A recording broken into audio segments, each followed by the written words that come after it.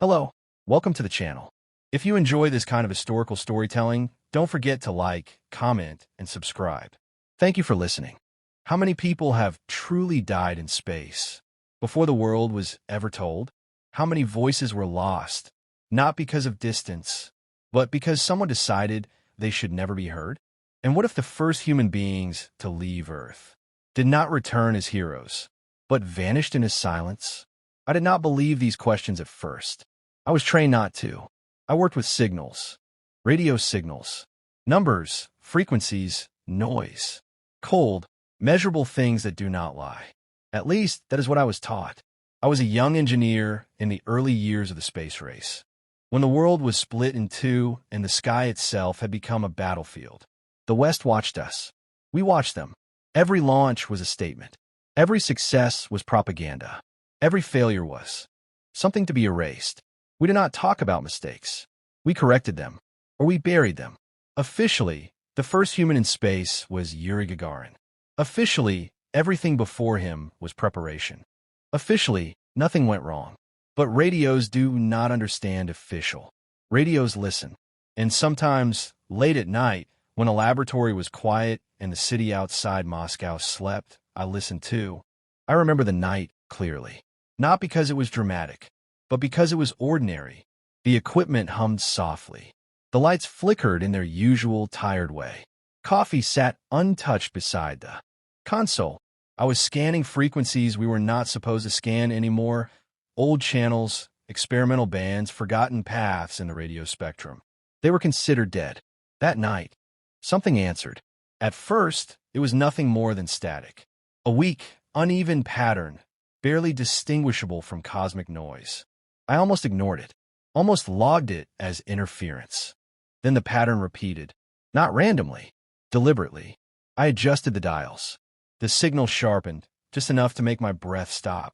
There was a rhythm, a human rhythm. Short bursts, long pauses. Then again, someone was transmitting. My first thought was simple: equipment malfunction. A loop, a reflection. Space is full of tricks like that. My second thought came slower, heavier. What if it wasn't? I recorded the signal. I shouldn't have, but I did. Every instinct I had as an engineer told me to preserve data before questioning it. The tape spun quietly as the signal continued, fading in and out like a dying heartbeat. And then I heard it. Not words. Not yet. Breathing. Uneven. Labored. Human. I froze. My hand hovered above the controls, unsure whether to amplify or shut everything down. In that moment, training fought instinct. Procedure screamed at me to report immediately. Curiosity whispered something far more dangerous. Listen. The breathing grew weaker, interrupted by static. Then came a sound I will never forget, a faint tapping, irregular, desperate. It reminded me of someone knocking on a door they knew would never open. I rewound the tape, played it again.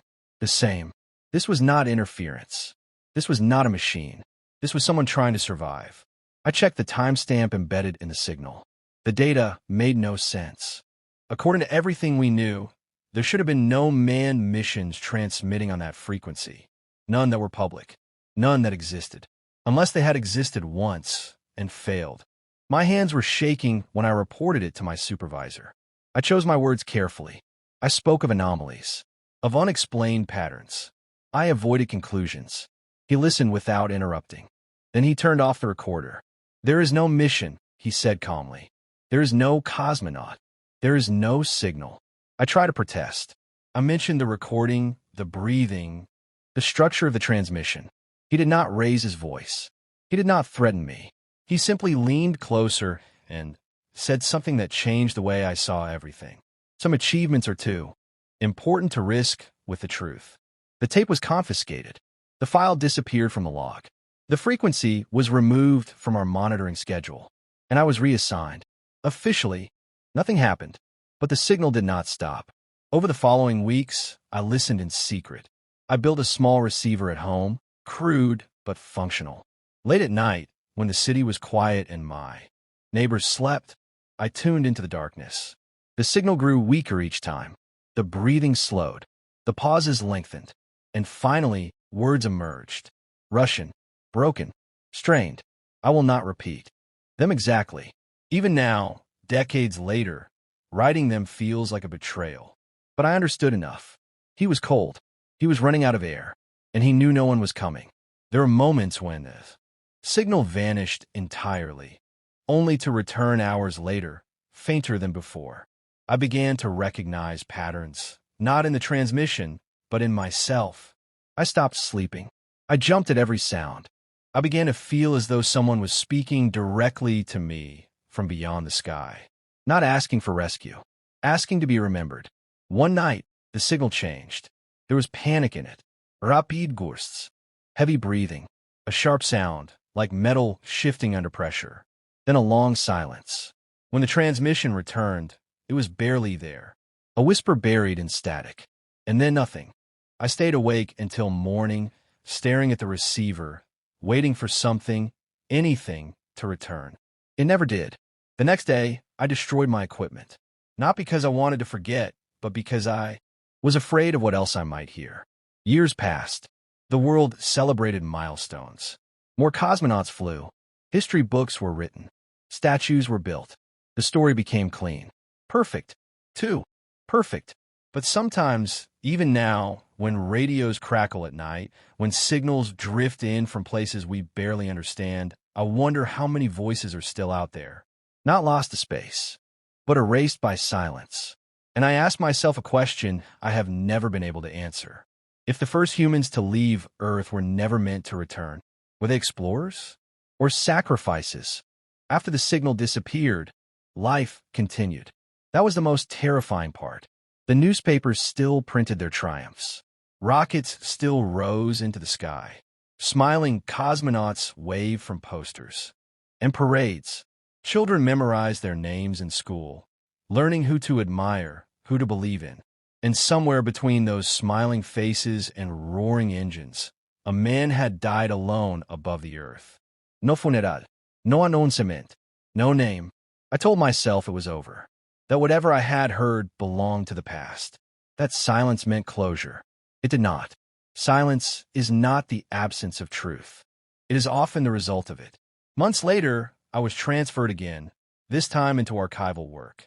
On paper, it was a promotion. In reality, it was where inconvenient people were sent when they knew. Too much, but not enough to be punished.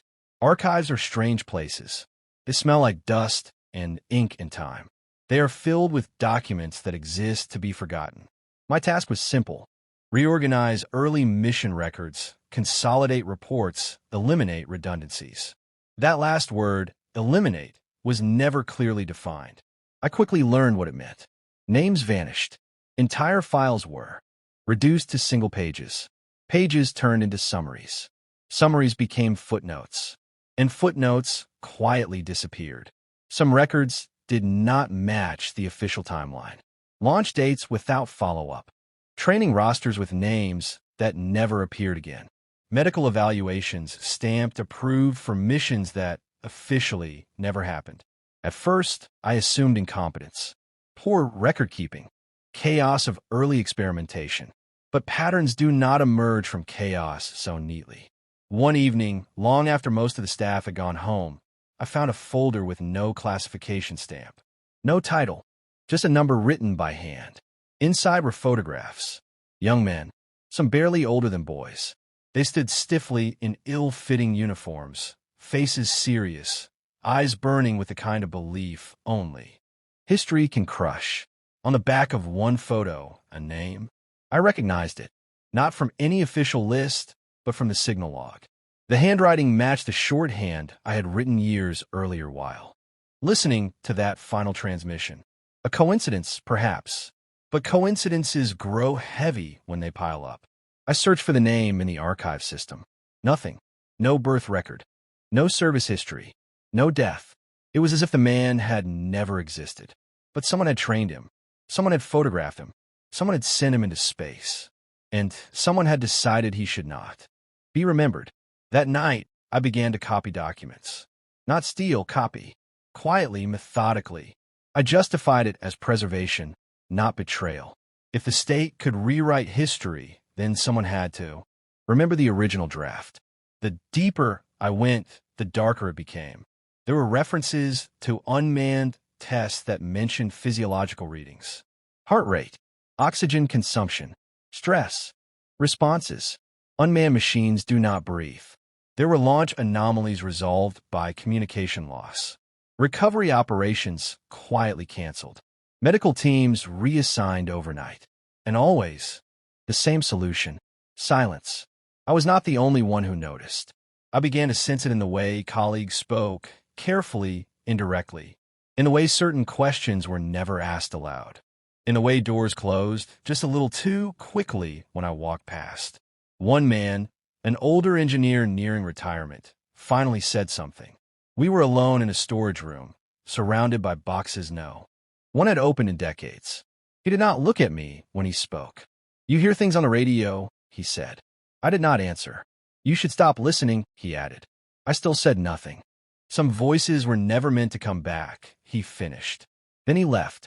That was the moment I understood. The lost cosmonauts were not a rumor. They were policy. In the early years, success mattered more than survival. Being first mattered more than being honest.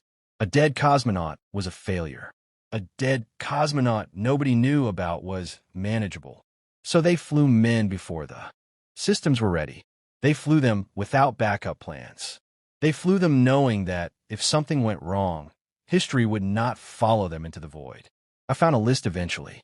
Not complete, not official, just fragments. 6 names, then 9, then more. Some appeared only once, scribbled in the margins of test schedules. Others showed up in medical logs, crossed out with thick black ink. One name appeared again and again, attached to training exercises, simulations, high-risk profiles. And then nothing. No launch record. No landing. No explanation. Only a single word written in red, penciled beside the final entry. Lost. I stopped copying after that. Not because I wanted to, but because I was afraid of what would happen if I continued. Fear does strange things to memory. It sharpens some moments and erases others. I remember locking the archive door. I remember walking home in the snow. I remember the sound of my own footsteps echoing like radio static. What I do not remember is when I realized I was being watched. It began subtly. A question from a supervisor that felt rehearsed. A file missing from my desk. A pause on the phone line that lasted too long. The state did not accuse. It never needed to. One afternoon, I was called in for a conversation. 2 men, no uniforms, polite smiles. They asked about my work, my health, my sleep. Then one of them leaned forward. Do you believe everything you hear? He asked. I thought of the breathing, the tapping, the final silence. I believe radios do not imagine, I replied. They exchanged a glance. After that, I was removed from archival access.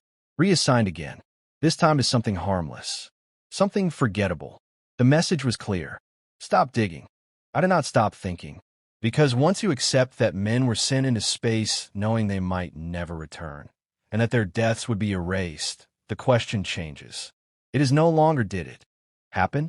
It becomes how many times, and how many voices were lost, not to the vacuum of space, but to the decision that they were expendable? Years later, when recordings surfaced, foreign ones, amateur ones, claiming to capture dying cosmonauts, I listened with a strange calm. I did not need proof anymore. I had heard the truth once already, and it had begged me to listen. I thought the story would end with silence. That was my mistake. Silence does not erase the past. It only delays its return. Years passed. The space race evolved. Technology improved. The public narrative became polished, confident, almost mythological. The early chaos was rewritten into a story of steady progress and heroic inevitability. And yet, outside official channels, something else was happening. The first time I heard about the Italian brothers, I dismissed it as rumor. 2 young men, living near Turin, building homemade radio equipment in their spare time. No formal credence, no institutional backing, just curiosity, antennas, and patience. They called themselves listeners. People like that were dangerous, not because they were powerful, but because they were invisible. Their names were Giudica Cordiglia. Someone left a foreign magazine on a cafeteria table one afternoon. It was not meant for me. I recognized the mistake. Immediately, the subtle panic in the eyes of the man who had brought it in. I read anyway. The article spoke of recordings, signals intercepted from space, distress calls, fading heartbeats, transmitted over open frequencies. It spoke of a woman's voice, gasping, breaking apart mid-sentence. Western sensationalism, I told myself. Propaganda wearing the mask of mystery. But my hands betrayed me. They shook the same way they had the night I first heard breathing through static. Because the descriptions were too precise. The frequencies matched bands we had once used. The timing aligned with gaps in official launch schedules. And the technical language, misused by journalists so often, was disturbingly accurate. These were not stories invented by imagination. They were echoes. I did not hear the recordings until much later.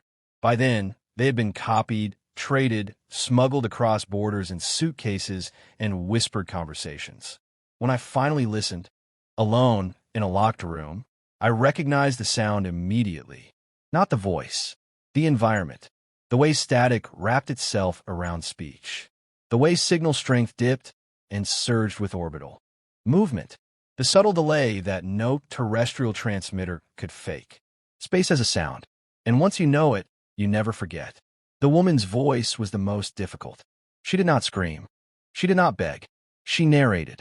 She spoke as if someone was listening carefully on the other end, someone who could help, or at least understand. Her words came in fragments, interrupted by interference, heat, pressure, a system failing slowly, not violently. What haunted me was not her fear. It was her professionalism. She was trained to report until the end. When the recording cut off, I did not immediately remove the headphones. I sat there, staring at nothing, feeling a familiar weight settle into my chest. This was not evidence meant to convince skeptics. It was a confession meant for those who already knew. Officially, we denied everything. Every statement was precise, calm, dismissive. The recordings were declared hoaxes, misinterpretations, Cold War paranoia. The brothers were labeled hobbyists chasing attention. Unofficially, meetings were held. I was not invited to them, but I heard enough. There were debates about damage control, about whether acknowledging the recordings would create more suspicion than denying them, about whether silence was still the safest strategy. It always was. The truth, I learned, does not scare institutions nearly as much as uncertainty does. If the public could not be sure what they had heard, they would argue among themselves. Some would believe, others would mock. The story would fracture, weaken, dissolve. That was the plan, and it worked for a time. But history has a strange habit of resurfacing when least expected. Years later, after the fall of walls and flags, archives opened, just enough to appear transparent, but not enough to be honest. Lists were published, reports declassified, names restored selectively. Not all of them. Some gaps remained too clean. I returned to the records, unofficially this time, through contacts who no longer cared, or had nothing left to lose. I compared timelines, launch windows, telemetry logs. The recordings fit. Not perfectly, but nothing ever does. What mattered was this. There were moments when signals should have existed and didn't, and moments when signals existed but were never acknowledged. That is where the lost cosmonauts lived, in the margins between what was announced and what was heard. I sometimes imagine what it must have been like for them. Trained in secrecy, briefed with optimism, told they were pioneers. That risk was necessary. That failure would be meaningful. But no one told them they might be erased. That if they did not return, their names would not follow them into memory. That their final transmissions might be dismissed as noise. I wonder if they knew, near the end, if, in the fading seconds of oxygen and power, they realized no rescue. Signal was coming, not because it couldn't, but because it wouldn't. That realization is heavier than space itself. People often ask me now, when I speak carefully, abstractly about that era, whether I believe the lost cosmonauts truly existed. I never answer directly. Belief is irrelevant. Radios do not believe. Archives do not imagine. Silence does not occur by accident. The real question is not, whether they were lost. It is whether they were ever meant to be found, and whether, by listening now, we are honoring them, or finally admitting what was always there. Have you ever wondered what happens to a voice once it disappears into space? Does it fade into nothing, or does it keep traveling forever, waiting for someone, anyone, to listen again? And if a man dies beyond Earth, does history mourn him, or does it simply erase his name and move on? By the time I understood the full weight of what we had done, it was already too late to undo it. I was no longer just an engineer sitting behind cold metal panels and blinking indicators. I was now a witness, perhaps the last, of men whose existence had been carefully unstitched from reality. And the deeper I went into the archives, the clearer it became that silence was not an accident. It was a design. The room where the recordings were kept was buried beneath layers of concrete and bureaucracy. No windows, no clocks, no signs of time passing. Only shelves, reels, and dust. The kind of dust that gathers when something is meant to be forgotten. I remember the first reel I played that night. It was labeled with nothing but a date, earlier than any officially acknowledged human spaceflight. No mission name, no crew list, just a number, handwritten, as if even the paper hesitated to exist.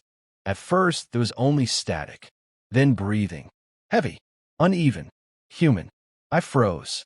I had heard astronauts breathe before, controlled, trained, disciplined. This was different. This was fear struggling to stay quiet. A man spoke, his voice distorted by distance and failing equipment, but unmistakably alive. Cabin pressure unstable. I repeat, pressure unstable. I felt my chest tighten. According to every textbook, every public record, no one should have been speaking from orbit on that date. Yet here he was, reporting a problem, following protocol, believing someone was listening, believing we would save him. The transmission cut in and out, but fragments survived. Mentions of heat rising too fast, of instruments behaving strangely, of stars spinning when they shouldn't. Then something worse. I can see the curvature, he said, wonder briefly overpowering fear. It's beautiful. I had to stop the tape. My hands were shaking. Because beauty should never be the last thing a man sees alone. As the hours passed, I listened to more voices. Different men, different missions. The same pattern. Short flights, experimental capsules. Designs rushed not by ignorance, but by urgency. We were not racing towards space. We were fleeing something. Political pressure, ideological competition, the need to prove superiority no matter the cost. Each cosmonaut knew the risk. That much was true, but none of them knew the truth. They were told that if something went wrong, their sacrifice would inspire the world, that they would be remembered as pioneers. That was the lie. One recording haunted me more than the others. A woman's voice, clearer than most, calmer too. She spoke slowly, carefully, as if choosing her words for history. If anyone hears this, she said, please tell my mother I was not afraid. I leaned back in my chair and stared at the ceiling. There had never been a female cosmonaut lost before the first official one flew. At least, not according to the story we told the world. I wanted to believe these were anomalies. Tests, simulations misfiled. But the biometric data embedded in the signals was undeniable. Heart rates, oxygen levels, neural stress patterns. These people lived. They orbited Earth. And they died knowing they were being erased. What shattered me most was discovering the final directive, attached to each failed mission. In the event of loss of life, terminate signal, classify mission as unmanned, seal all related documentation for a minimum of 50 years. 50 years. Long enough for parents to die without answers. For children to grow up believing their fathers were engineers, pilots, factory workers. Anything but heroes lost among the stars. I understood then that the space race was not just about reaching orbit first. It was about controlling the narrative of progress. History could tolerate success. It could even tolerate tragedy. But it could not tolerate weakness broadcast to the world. So the dead were renamed as tests. The screams became interference. The coffins were empty. And we, the ones who stayed behind, learned to live with it. Or pretended to. The deeper I listened, the more personal it became. I began to recognize patterns in speech, in pauses, in how different people faced the same end. Some prayed, some cursed, some fell silent long before the signal died, as if they had already accepted what was coming. One man laughed. I will never forget that laugh. It came after a long stretch of static, just as his oxygen levels dipped into the red. Well, he said softly, I suppose this is one way to see the world. Then nothing. I removed my headset and sat in the darkness, realizing that I had spent my entire career chasing numbers, altitude, velocity, orbital decay, without ever asking who paid the price when those numbers failed. And then I found something I was never meant to see. A memo. Stamped, signed, approved. It stated that future missions would continue under the same risk parameters, but with improved public shielding.